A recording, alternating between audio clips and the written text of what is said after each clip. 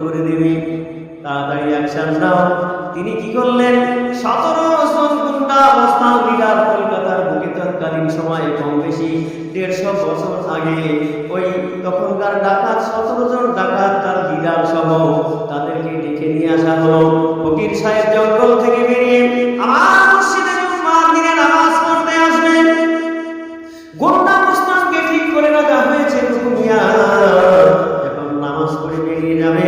ওই সময় ফকিরকে জানে মেরে দিও, কিন্তু হেফাজত করার মালিককে আল্লাহ। যদি কোনো বান্দার হেফাজত করে, পৃথিবীর কোনো মানুষ তার ক্ষতি করার ক্ষমতা নাই।